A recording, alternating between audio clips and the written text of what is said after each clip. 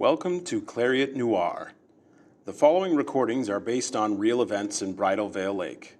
Stories come directly from the people who have experienced them. Listener discretion is advised.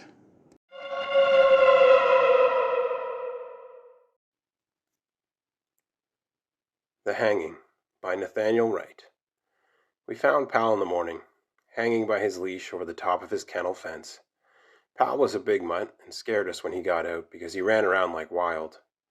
My friend's dad didn't take Pal out of the kennel much, so the dog had been escaping often. There'd been some complaints from neighbors, so it looked like Pal's owner had come up with a leash as the solution. Too bad he didn't tell Pal about it. The dog must have hopped the fence, as per usual, and hung himself. Or so we all thought. Pal's death became the focus of conversation on Ferry Street.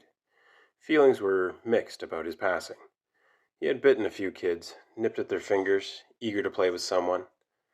I think if he'd been allowed to, my friend would have taken care of Pal fine, but his dad was a tool, rarely home, and often drunk when he was. A week later, and pet tragedy struck my household. Our black cat, Zumi, was run over in the street.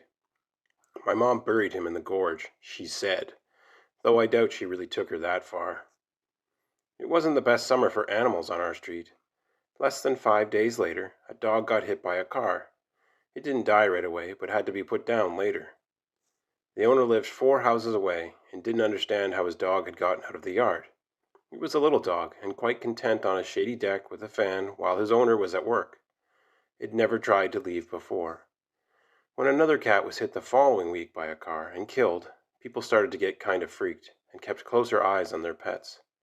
Honestly, I didn't think too much about it. I liked Zumi, of course, and missed her, but was more preoccupied with my friends and playing outside. My friend Sean sort of disappeared after his dog died.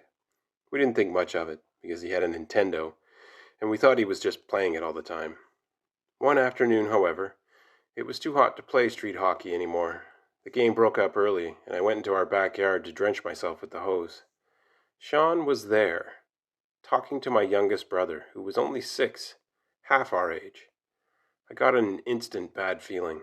They didn't see me yet, so I stuck close to the big pine tree and crept closer to listen. "Say shit," Sean instructed my little brother. "Shit," my brother said. I lost it. I leapt out of hiding and clocked Sean in the back of the head.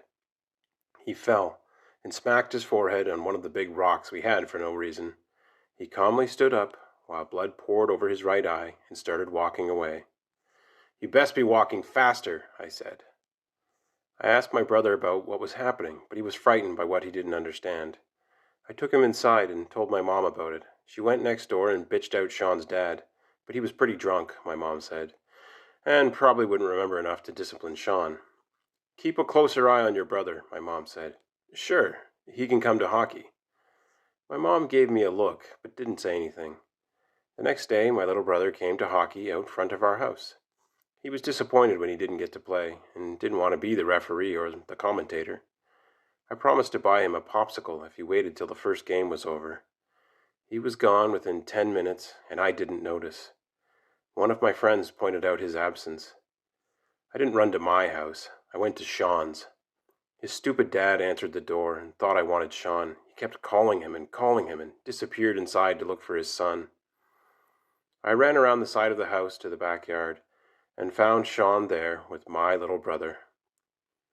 He was in the kennel, on top of the doghouse with the leash around his little neck, and the other end tied to a steel ring.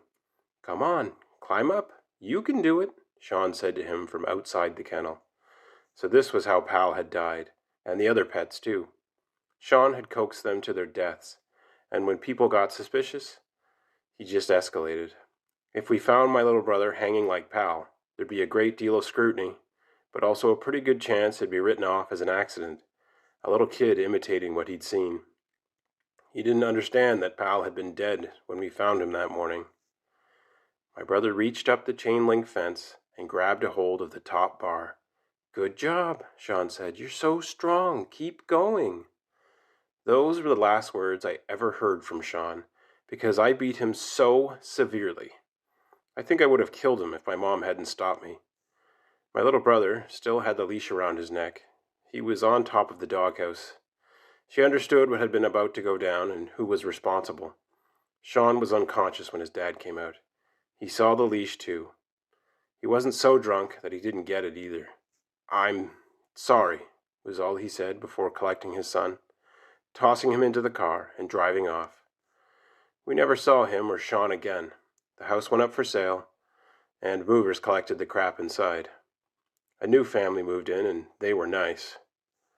The only reason I know Sean didn't die from my attack that day is because I ran into him a few years later at a bar on Tour Hill. He recognized me and left fast before ordering a drink. He went so quickly he forgot his whistle and stop sign on the bar. The psycho had become a crossing guard.